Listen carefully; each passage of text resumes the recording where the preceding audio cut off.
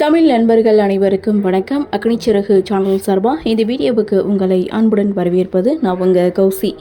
இன்றைக்கி உண்மையிலேயே fire episode தாங்க. ஒரு பக்கம் அஞ்சலி மகேஷ் கிட்டேருந்து தப்பிச்சிட்டாங்க, இன்னொரு பக்கம் தீபா கொடுத்த நகை எல்லாமே போலி அப்படின்றத அபிராமி கண்டுபிடிச்சி துளசியை இங்கே அவமானப்படுத்தி பேசுகிறாங்க. அப்போ உண்மையிலே இன்றைக்கி ஃபயர் எபிசோடு தானே. சரி, எபிசோடில் என்ன நடந்தது அப்படின்றத பார்க்கலாம். ஃபஸ்ட்டு சீனை பொறுத்த வரைக்கும் அஞ்சலி மகேஷ் கூட சேர்ந்து வாழ மாட்டேன், என்னை விட்டுருங்கன்னு சொல்லி கதறி அழுதுட்ருக்காங்க. மகேஷ் அஞ்சலியை சமாதானப்படுத்த நினைக்கிறாங்க. அப்போது டாக்டர் வர்றாங்க. ஸோ டாக்டர் வந்து மகேஷை வெளியில் போக சொல்கிறாங்க. ஆனால் மகேஷ் பார்த்திங்கன்னா தன்னுடைய ஒய்ஃபை எப்படி சமாதானப்படுத்தணும்னு எனக்கு தெரியும், நீங்கள் போங்கன்னு சொல்லிட்டு அஞ்சலியை எவ்வளவோ ட்ரை பண்ணுறாங்க. ஆனால் அவங்களால சமாதானப்படுத்த முடியல. கொஞ்ச நேரத்திலேயே அஞ்சலி தூங்குறாங்க. அப்போது அஞ்சலி கிட்ட மகேஷ் வந்து பேசிகிட்டு இருக்காங்க. இது எல்லாமே உன்னுடைய நல்லத்துக்காக தான் நான் செய்தேன், இதை நீ போக போக புரிஞ்சுப்ப அப்படின்னு சொல்லும்போது அஞ்சலி ஒரு பக்கம் தூங்குற மாதிரி நடிச்சிட்டு இருக்காங்க. ஆனால் அது மகேஷுக்கு தெரியலை. மகேஷ்க்கு இங்கே தூக்கம் தாங்க முடியலை. அவர் சொக்கி விழறாரு. ஸோ ஒரு கட்டத்தில் அவர் ஆழ்ந்த தூக்கத்துக்கு போயிடுறாரு. அந்த கேப்பில் அஞ்சலி மகேஷ் கிட்டே இருந்து ஹாஸ்பிட்டல்லேருந்து தப்பிச்சு போய்ட்றாங்க.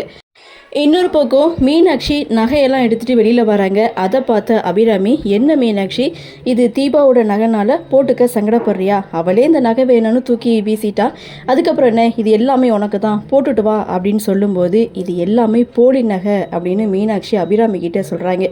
இதை கேட்டதுமே அபிராமி செம ஷாக் ஆகுறாங்க. சரி, எதாக இருந்தாலும் நம்ம செக் பண்ணிவிட்டு இதை பற்றி பேசலாம் அப்படின்னு சொல்லி ஆசாரியை வீட்டுக்கு வர வச்சு அந்த நகையை செக் பண்ணுறாங்க.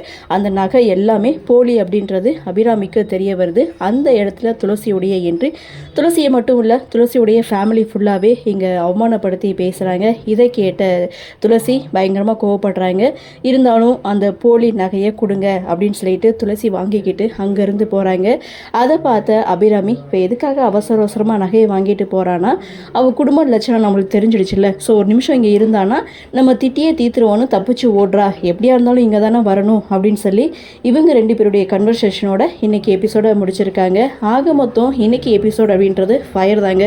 சரி, அடுத்தடுத்த எபிசோடில் என்ன நடக்குது, என்ன மாதிரியான சுவாரஸ்யத்தோடு கதைக்கள நகர்வை கொண்டு வராங்க அப்படின்றத நாமளும் பொறுத்திருந்து பார்க்கலாம்.